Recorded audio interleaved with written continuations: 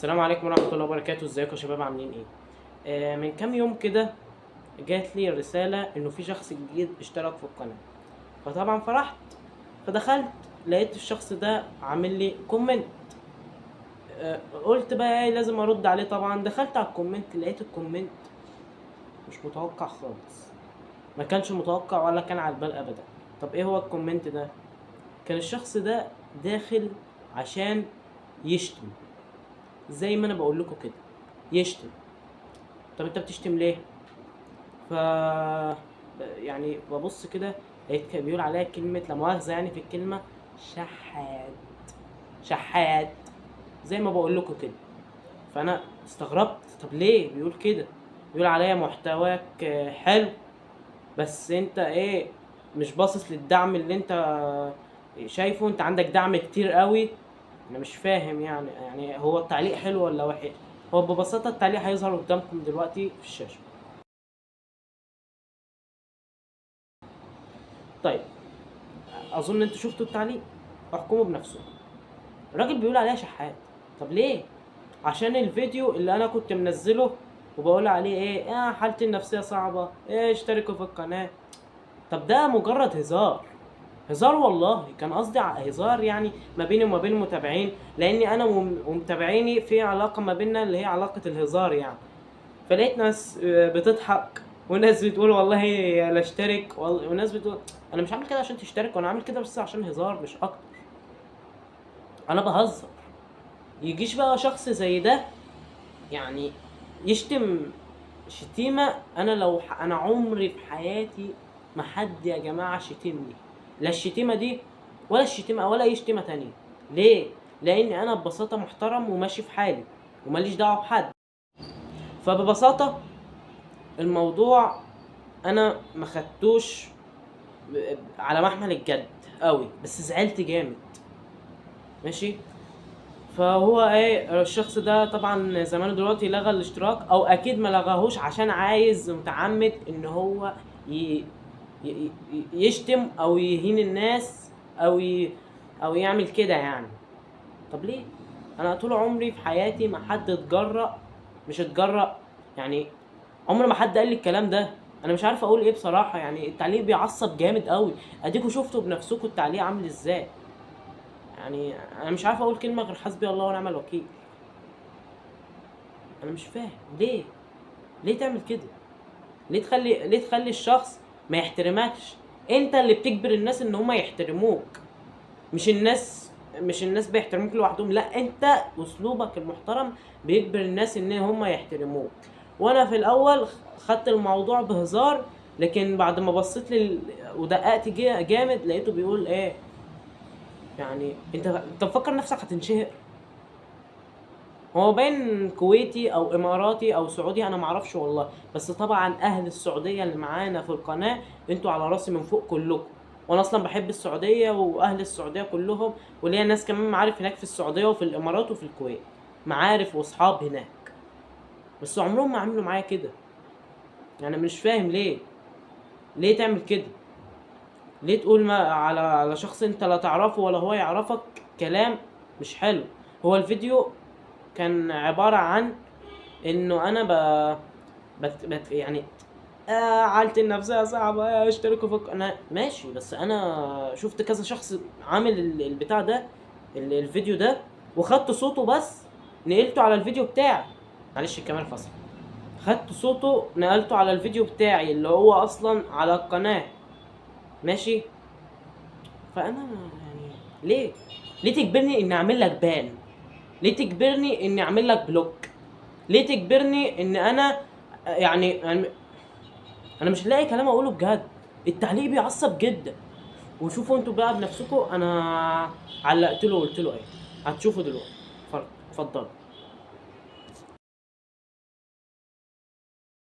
التعليق اللي انتوا شفتوه ده يعني نصه انا حذفته. اه يعني كلمة انا بصور بموبايل مش بصور بس، طب حذفتها. طب ليه؟ لان ده هيتحول عما قريب مش حقيقي. انا هنجح بقدرة ربنا ان شاء الله، ثم دعم اهلي ليا، ثم يعني الدعم المعنوي اللي انتوا بتقدموه هو ده اللي هينجحني. فانا يا جماعه عايز بصراحه يعني نحترم بعض. انا بس عايز احط النقط على الحروف، لاني انا الحمد لله يعني، والف مبروك لينا كلنا، وصلت القناه ل 250 مشترك، الحمد لله يعني. في الفضل كله لربنا، ثم اهلي اللي دعموني وقالوا لي اني اكمل في موضوع اليوتيوب ده.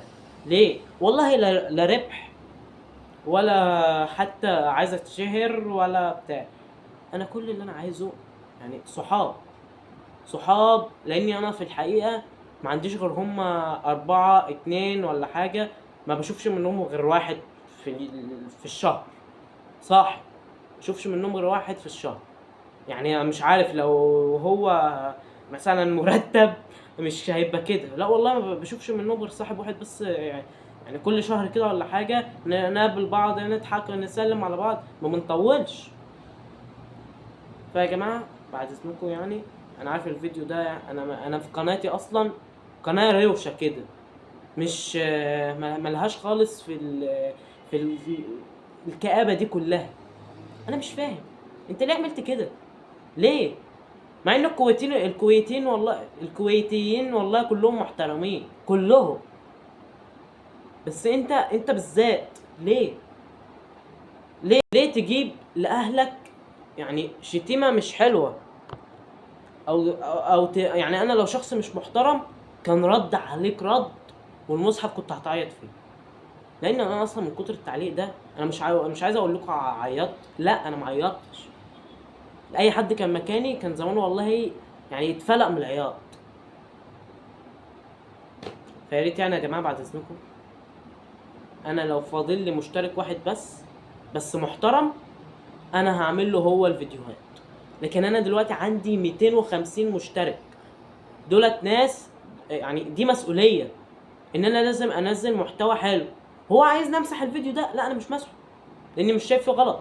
انا بهزر مع صحابي اللي من بلدان مختلفه، من السعوديه، من الامارات، من الكويت، من امريكا حتى. في 3% ناس من امريكا بيتابعوني. ال 3% دولت لو ما فاضلش غيرهم بس انا هعمل لهم فيديوهات، والله مش هبطل. حتى لو ما فيش اصلا مشتركين خالص انا هعمل فيديوهات، لاني بعمل الفيديوهات دي لنفسي ثم ليكم، علشان ارتاح نفسيا. انا اصلا كنت داخل عشان ارتاح نفسيا، كنت داخل اعمل اتفرج على التعليقات يعني عشان ارتاح نفسيا، عشان كنت ساعتها يعني مضغوط شويه وزعلان، مش من التعليق ده خالص، من حاجات تانية، حاجاتي في حياتي الشخصيه. فدخلت بس عشان يعني افرح نفسي شويه بالتعليقات. طب بصوا بقى، انا هوريكم في اخر الفيديو الناس اللي مشتركين في القناه من اول 4 مشتركين لغايه دلوقتي. الناس دي محترمين فوق الوصف، بالذات واحد اسمه ابراهيم كنت متعرف عليه في اوميجا، هو ام جي تي في. او ام جي تي في ده برنامج يعني انت بتتعرف على الناس فيه يعني وكده، وتقول لهم اشتركوا، لو انت مثلا يوتيوبر تقول لهم اشتركوا في قناتي وهكذا. فهو كان الولد ده واخد الموضوع بجديه جدا، وقال لي هشترك لك وبتاع. فانا كنت داخل بس تعارف مش اكتر. بس بعد بقى ايه ما هو اشترك، انا يعني انتبهت لليوتيوب اكتر يعني.